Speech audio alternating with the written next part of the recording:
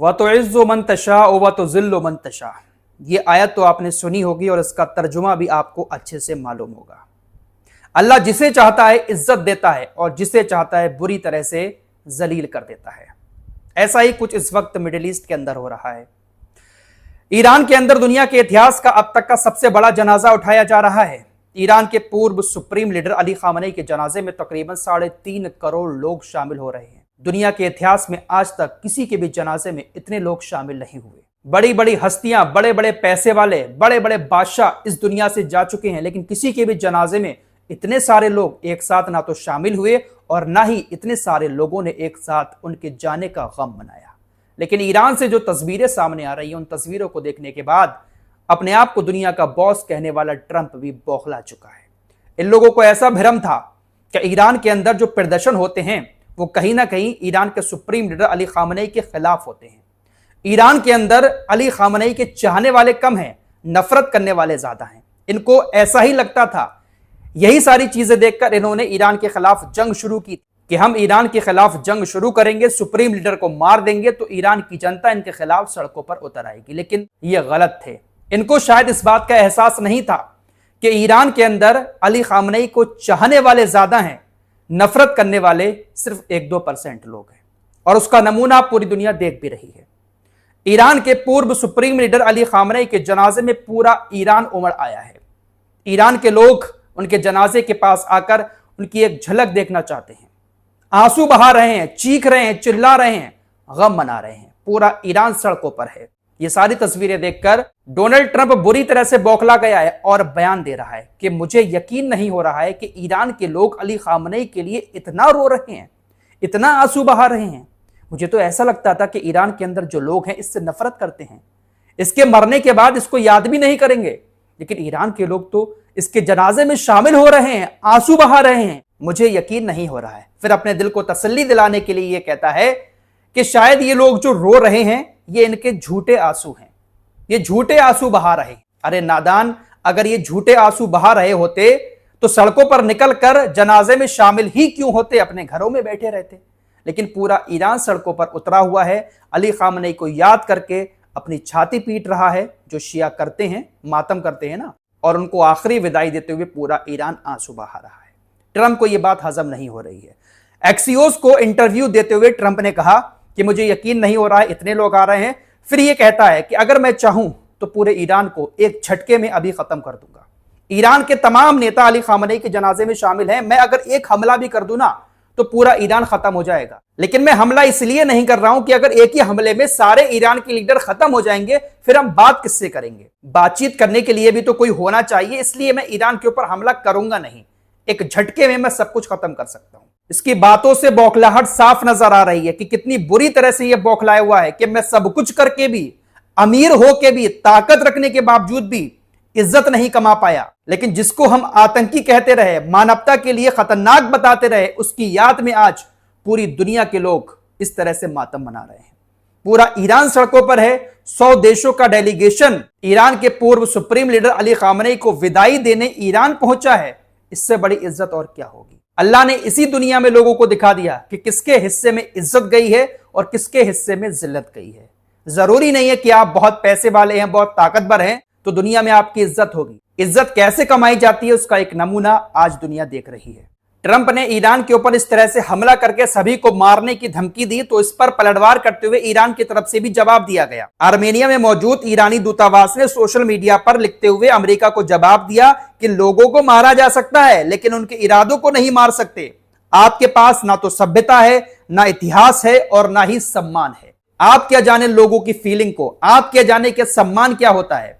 Iran के पूर्व supreme leader Ali Khamenei को इतने सारे लोग सम्मान दे रहे हैं, इज्जत से उनको आखिरी विदाई दे रहे हैं। आप क्या जाने, आप लोगों को मार सकते हैं हमला करके, मारना बहुत आसान होता है, लेकिन इरादों को आप नहीं मार सकते। फिलहाल 9 जुलाई को अली खामनेई को मशहद के अंदर दफनाया जाएगा, लेकिन अब जिस तरह की चीजें सामने आ रही हैं उसको देखते हुए लग नहीं रहा है कि अमेरिका ईरान के ऊपर हमला करेगा। अगर ईरान के ऊपर अमेरिका या इजराइल हमला कर देते हैं ना तो पूरी दुनिया में इनकी थू थू हो जाएगी। जो थोड़ी बहुत इज्जत इनकी बची है ना वो भी ये गवा देंगे कि जनाजे में इन्होंने हमला कर दिया।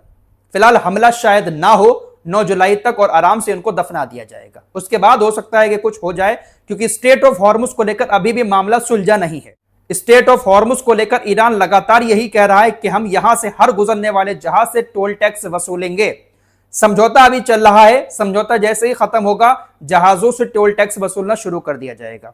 एक बड़ा ऐलान ईरान की तरफ से किया गया है कि हम सभी जहाजों से टोल टैक्स वसूलेंगे, लेकिन चाइना के जहाजों से हम टैक्स नहीं लेंगे। यह ऑफिशियली ऐलान ईरान की तरफ से कर दिया गया है। यहां से चाइना और ईरान की दोस्ती की झलक देखने को मिलती है। दोस्तों, ये जो दोनों लोग आपको दिखाई दे रहे हैं ना, ट्रंप और नेतन्याहू, ये दोनों अपने आप को बॉस समझते हैं। नेतन्याहू समझता है कि मैं बॉस हूं दुनिया का, ट्रंप समझता है कि मैं बॉस हूं दुनिया का। और हमेशा ये लोग इस तरह का बयान देते भी रहते हैं। पिछली रिपोर्ट में मैंने आपको बताया, नेतन्याहू ने ऐलान किया कि बहुत जल्द ट्रंप के साथ उनकी मुलाकात होगी। फोन पर बातचीत हुई और कहा कि हम बहुत जल्द वॉशिंगटन के अंदर मुलाकात करने वाले हैं।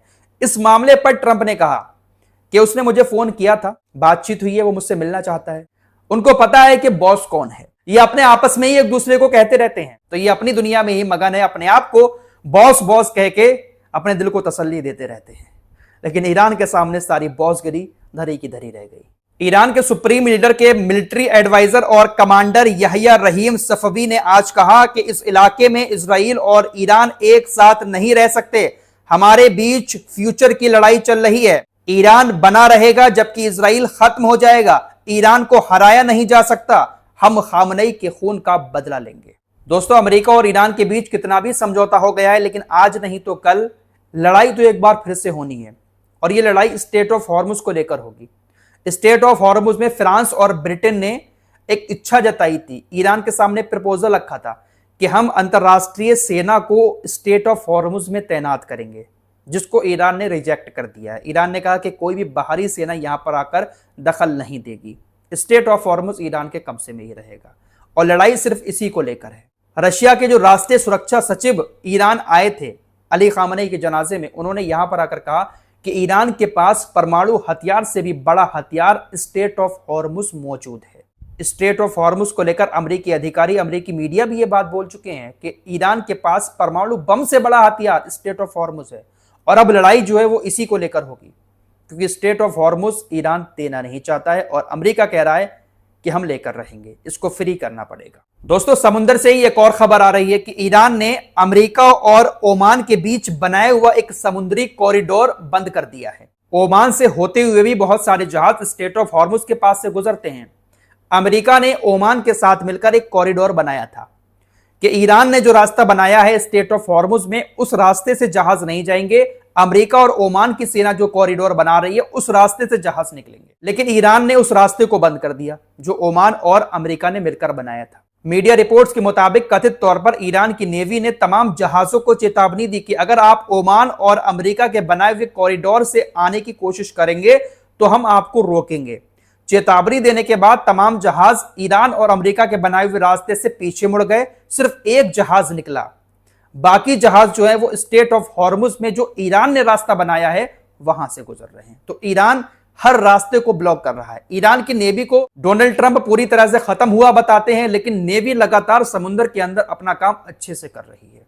ईरान के अंदर इतना बड़ा प्रोग्राम चल रहा है, ईरान की नेवी भी अलर्ट है, वायुसेना जो कुछ भी है ईरान के पास वो भी अलर्ट है, और बाकी IRGC जो जमीनी स्तर पर मिसाइलों से हमला करती है, सभी अलर्ट मोड पर हैं।